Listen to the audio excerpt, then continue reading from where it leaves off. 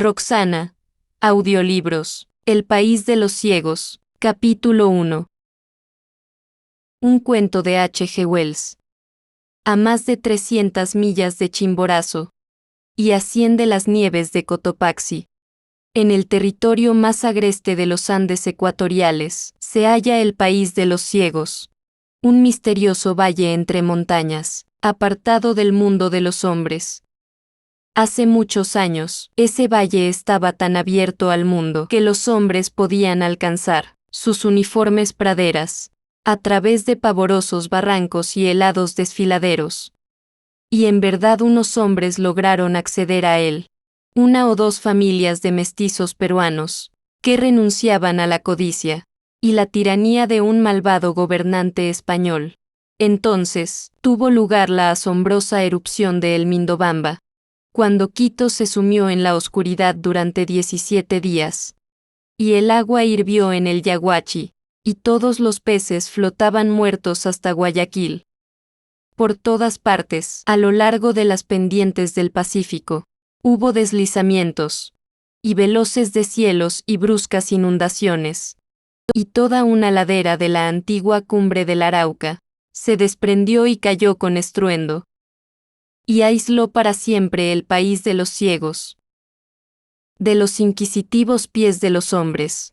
Pero por casualidad, uno de esos tempranos pobladores se hallaba al otro lado de los barrancos, cuando el mundo padeció esa terrible sacudida, y se vio obligado a olvidar a su mujer y a sus hijos, y a todos los amigos y posesiones que había dejado allá arriba, y a empezar una nueva vida en el mundo de abajo. Empezó de nuevo, pero lo hizo enfermo. Se quedó ciego y murió de malos tratos en las minas. Pero la historia que contó engendró una leyenda que ha perdurado a todo lo largo de la cordillera de los Andes hasta hoy. Refirió el motivo que le había impulsado a atreverse a abandonar aquella intrincada espesura a la que había sido llevado por vez primera, atado a una llama, junto a un enorme montón de bártulos cuando era niño. El valle, dijo, tenía todo lo que el corazón de un hombre podía desear: agua dulce, pastos y buen clima, laderas de tierra fértil y rica, con marañas de arbustos que daban excelentes frutos, y colgados de una ladera, grandes bosques de pinos que detenían las avalanchas. En lo alto por 3 lados, vastos acantilados de roca gris y verde, estaban coronados de hielo, pero la corriente del glaciar no llegaba hasta ellos, sino que se derramaba por las pendientes más alejadas, y solo de vez en cuando caían del lado del valle grandes masas de hielo. En el valle no llovía ni nevaba, pero los abundantes manantiales producían un pasto, verde y rico, que el riego extendía por todo el espacio del valle. Lo cierto es que los pobladores prosperaban. Sus animales se criaban bien y se multiplicaban. Y solo una cosa enturbiaba su felicidad, pero era suficiente para enturbiarla de verdad. Una extraña enfermedad se había abatido sobre ellos, y había hecho que todos los niños nacidos allí, e incluso también algunos otros de mayor edad, se quedaran ciegos. Fue para buscar algún amuleto o antídoto contra esta plaga de la ceguera, por lo que con fatiga y peligro y dificultad tuvo que bajar de nuevo por la garganta.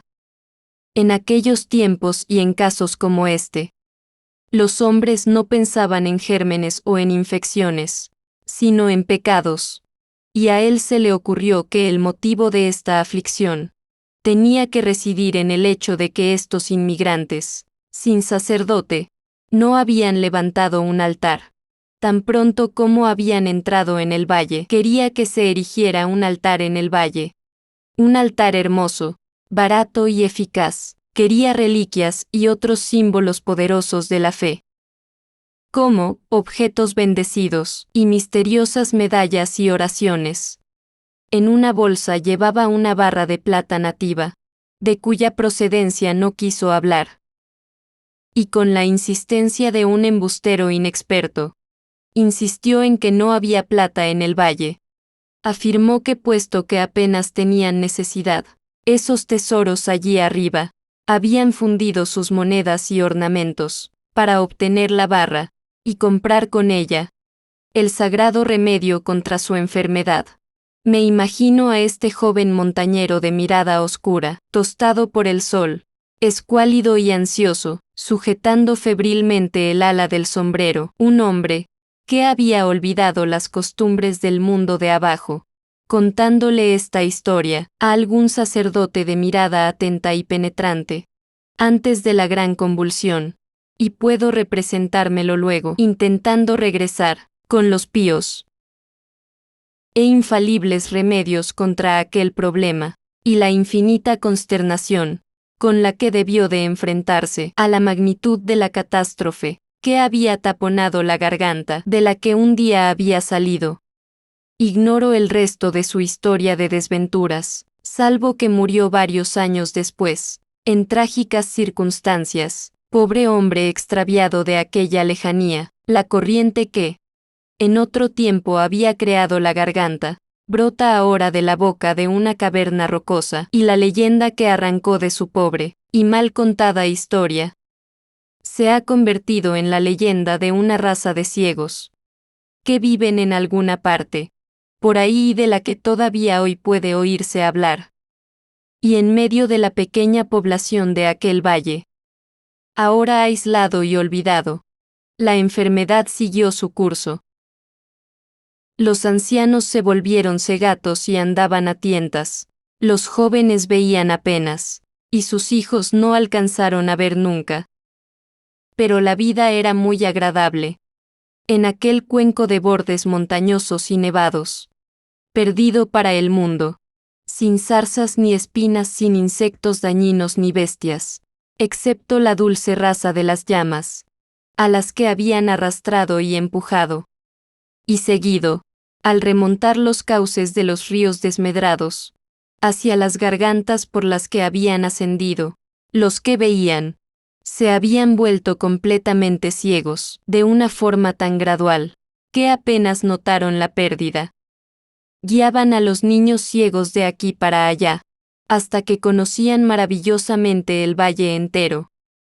Y cuando por fin la vista se agotó entre ellos, la raza sobrevivió.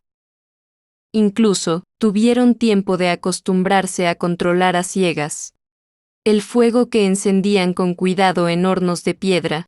Al principio fueron una raza simple, analfabeta apenas rozada por la civilización española, pero con algunos rudimentos de la tradición artística del antiguo Perú y de su perdida filosofía.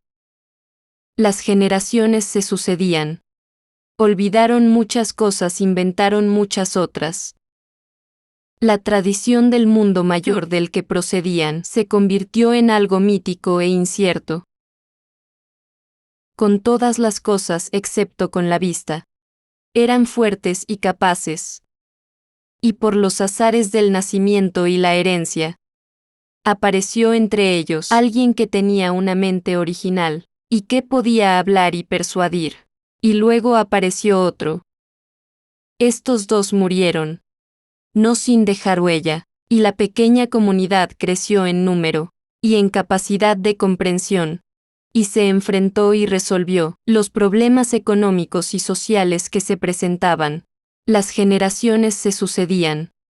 Llegó un momento en que nació un niño que era 15 generaciones más joven que aquel antepasado que salió del valle con una barra de plata para buscar la ayuda de Dios, y que no regresó nunca. Aproximadamente, por entonces llegó por azar a esta comunidad un hombre del mundo exterior. Y esta es la historia de aquel hombre. Era un montañero de una zona cercana a Quito, un hombre que había bajado hasta el mar y había visto mundo, un original lector de libros, un hombre agudo y emprendedor, y un grupo de ingleses que había venido al Ecuador a escalar montañas le contrató para reemplazar a uno de sus 3 guías suizos, que había caído enfermo.